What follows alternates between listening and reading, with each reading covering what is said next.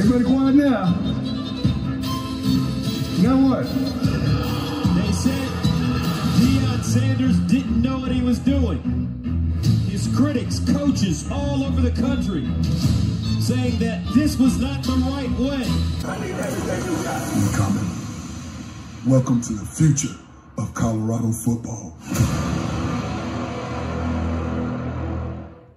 Yo, what's poppin', people? Your boy Snacks is back in the building with another banger.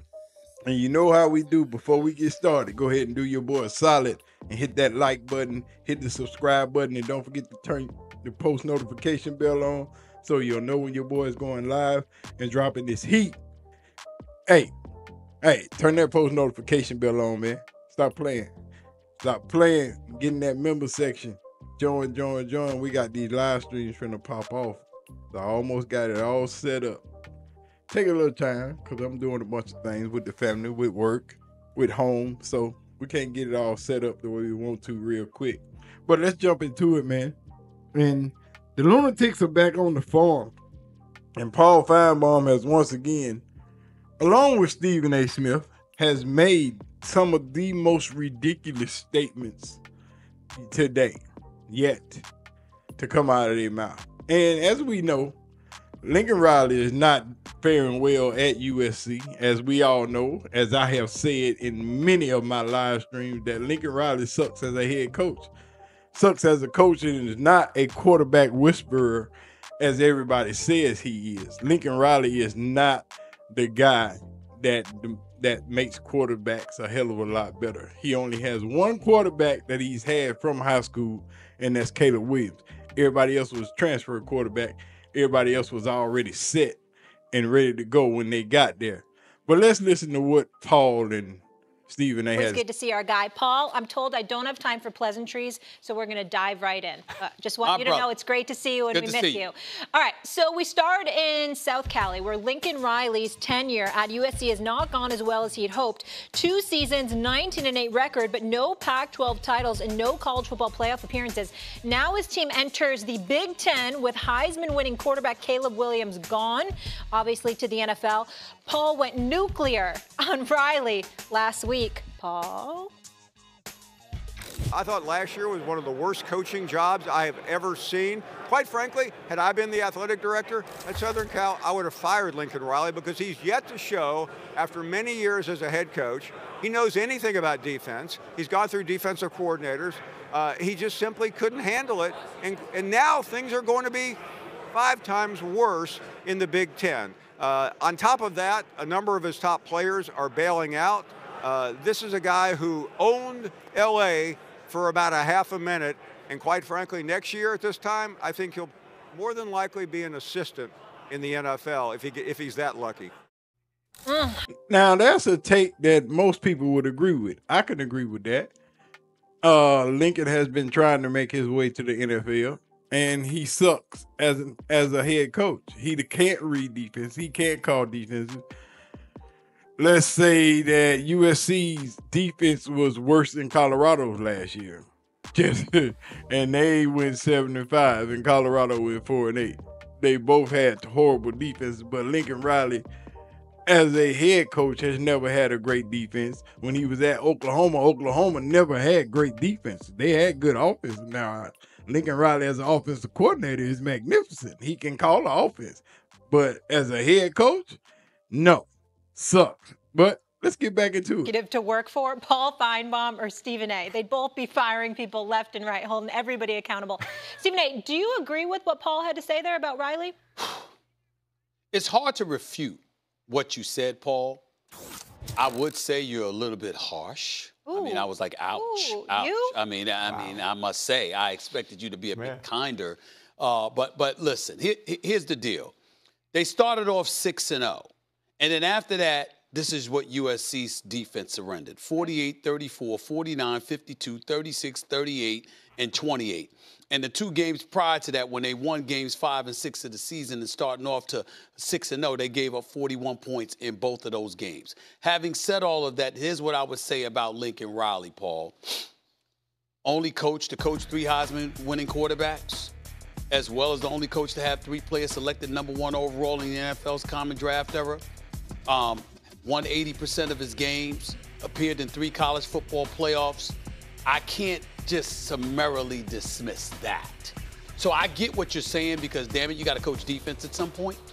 I get that. You're in Southern California. You started out 11-3. I get that. Last year you were 8-5. Nothing to brag home about. We get it. And I don't blame you for being harsh to some degree. But I do think we can look at Lincoln Riley and say, okay, we expect better. I think he'll be better. I think we could. Oh, yeah. Y'all got to excuse it. I know the video a little long, but we need context. You need understanding. You just can't, like most content creators, you just can't say something and say, here's what they said, and don't add nothing to it. You got to have context. You got to know what happened within the scope of how we get to where we get to. But let's get into it. Since we want to get into it, let's listen to we're going to get into the foolishness of this, and then we gonna say what we gotta say. Then we gonna get down to why we know both of these people, sports analysts or commentators, whatever. Let's listen to what both these idiots gotta say. Here come the stupid part. Losing badly, and instead of harping on Lincoln Riley, I've decided to come up with a solution. I thought about this the other day. Okay, maybe he does well, maybe he doesn't, but the answer is really moving forward. And I believe the answer after this season is Deion Sanders. He's going to be tired of Colorado because, quite frankly, it's not prime time. He's done well as he can with his son and Travis Hunter and all the Stephen A's and Shannon Sharp appearances, but that's going to dry up this year because they're not going to be that great.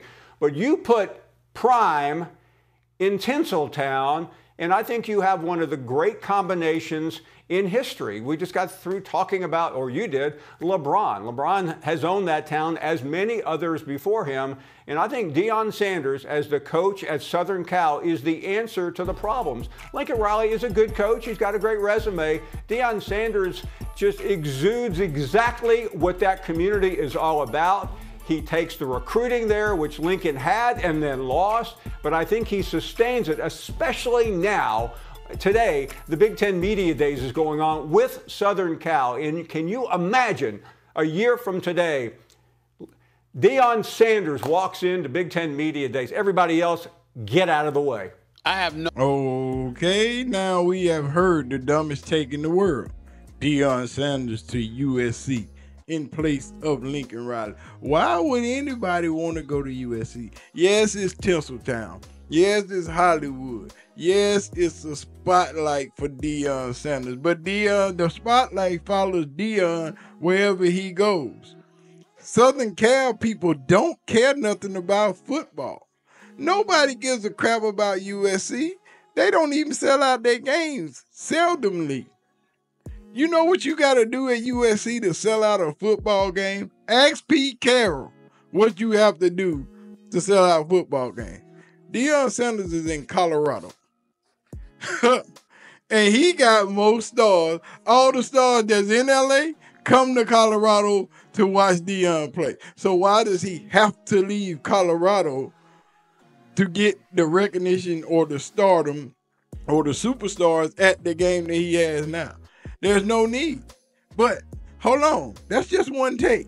Let's get Stephen A. I have no issue with that whatsoever. Zero. I mean, I'd love for it to happen now.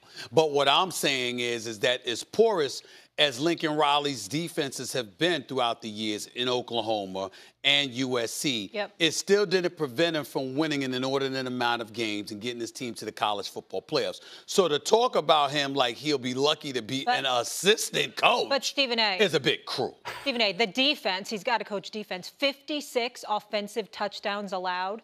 That was second most of all the Power 5 schools. I agree with that, but I did say, despite those defenses, he got them to college football playoffs. All I'm saying is, come on now. I'd be curious to know if USC brass would be open to Deion, because I like that. I like that little marriage there. Deion and fits Tinseltown, on many levels. That works. Because I don't like him in Boulder. I've told him that. I don't like him in Boulder. No.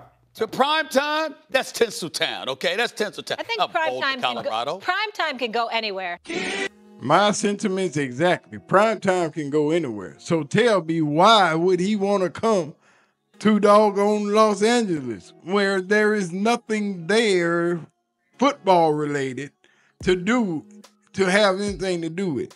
Prime would not fit good in LA, simply because the people in LA would be overwhelmed with the fact of Prime being in the city. Prime is a mega star, and people don't seem to understand that. See, what Stephen A. wants is for him to be in LA so he doesn't have to travel to Boulder. You know, Stephen A. thinks Boulder is beneath Deion. But what Deion has told y'all several times, over and over again, he likes to build programs, not go to a program that's already at the pinnacle or close to it. He likes to build a legacy, not take a program that's already there and do something. You want to be a superstar, a head coach with magnitude of Deion Sanders, then you build what you want. You take something that wasn't anything before you got there and turn it into the pinnacle of college football. That's his plan. But anyway, man, I'm tired of this stupid take. We're going to get out of here. Y'all hit the like button, hit the subscribe button. We're going to see y'all when we see y'all. Sorry about this long-ass video. We out. Thank you. God bless you all, man. Be safe.